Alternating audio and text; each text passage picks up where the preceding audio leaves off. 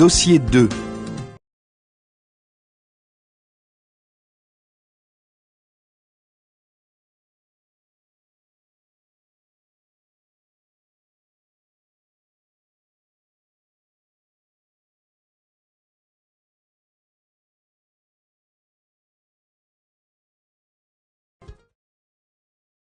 Cet article, extrait du site internet metrofrance.com de mars 2007, utilise la Journée nationale du sommeil pour mettre en évidence une perte quotidienne de sommeil.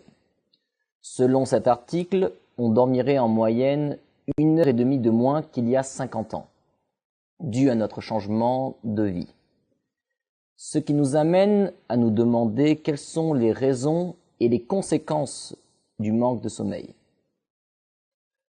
Je parlerai dans un premier temps en quoi notre mode de vie est différent aujourd'hui, comme le fait qu'on doit travailler plus pour être compétitif ou des avancées technologiques qui rendent notre monde beaucoup plus connecté. Dans un deuxième temps, je parlerai des effets positifs à moins dormir. Et dans un troisième temps, je parlerai des effets négatifs du manque de sommeil. Enfin, je finirai en proposant des solutions pour gérer et optimiser son temps pour ne pas négliger son sommeil. Pour commencer, le monde aujourd'hui est radicalement différent que celui d'il y a 50 ans. En effet, les avancées technologiques, entre autres, ont changé le mode de vie d'aujourd'hui, qui est beaucoup plus rapide, stressant, automatisé, réactif, notamment dans le milieu professionnel, où les salariés se doivent d'être disponibles pour répondre à leurs emails à n'importe quelle heure de la nuit, surtout grâce à leur smartphone, pour toujours être plus compétitifs et réactifs dans un monde où les entreprises du monde entier, parfois, sont en compétition entre elles. De plus, les travailleurs d'aujourd'hui doivent être de plus en plus mobiles. Cela induit donc une perte de temps considérable dans les transports en commun pour se déplacer à son lieu de travail, surtout dans les grandes villes où parfois les habitants perdent en moyenne 3 heures de temps dans le métro. 1h30 à l'aller, 1h30 au retour. Ce qui a un impact direct sur leur heure de couchage, d'où le dicton métro, boulot, dodo. D'ailleurs, le monde étant désormais connecté et les smartphones faisant désormais partie de nos vies, pour ne pas dire même une extension de nous-mêmes, les tentations à rester éveillés la nuit sont multiples.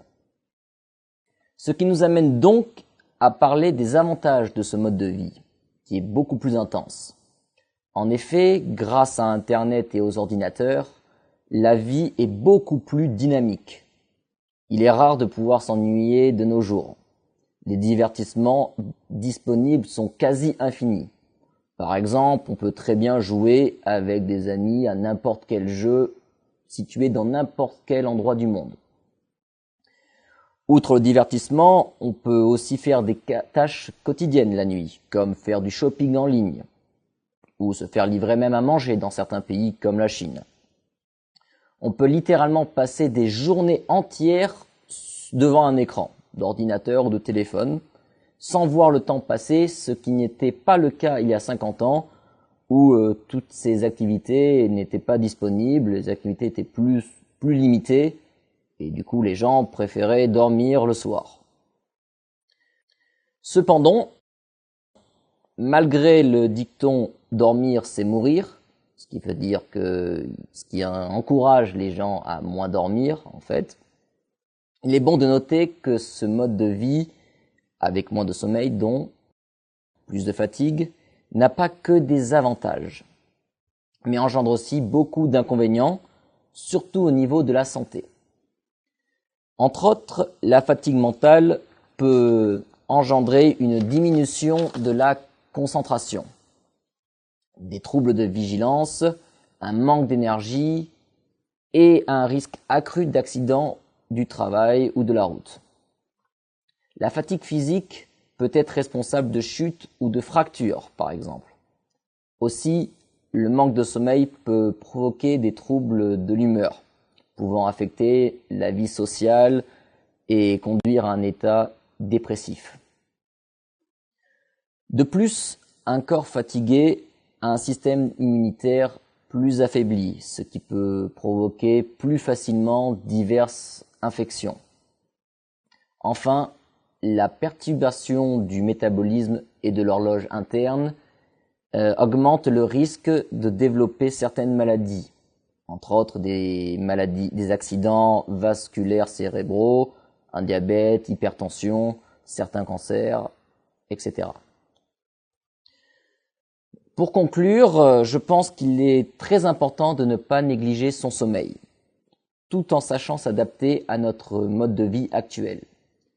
Par exemple, bien que la productivité au travail soit un critère déterminant, un employé fatigué sera toujours moins productif qu'un employé en pleine forme. En Chine, par exemple, les employés peuvent faire la sieste au bureau, ce qui est très mal vu en France, mais cela permet aux Chinois d'être plus productifs au travail. Également, il est indispensable de distinguer vie professionnelle et vie personnelle, ce qui implique de ne pas consulter ses emails professionnels en dehors du bureau. Enfin, il faut mettre son téléphone en dehors de sa chambre à coucher pour éviter les tentations nocturnes. Je vous remercie pour votre attention.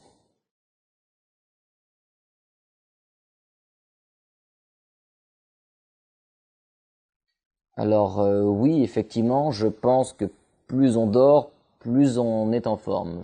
C'est logique. D'ailleurs, il me semble que normalement, les médecins nous conseillent de dormir entre 8 et 10 heures par nuit pour être en forme et productif. D'ailleurs, il me semble que quand je faisais du sport, j'étais forcé à dormir au minimum 8 heures de sommeil par nuit pour être en forme lorsque je faisais mes compétitions. Il y a d'ailleurs eu je connais des études scientifiques sur ce sujet qui montrent qu'en faisant divers tests entre une personne qui dort par exemple 4 heures par nuit et une autre personne qui va dormir 8 ou 10 heures, la personne qui dort plus va avoir beaucoup plus de réflexes et va jouer beaucoup mieux ou pratiquer son sport beaucoup mieux que la personne qui dort moins.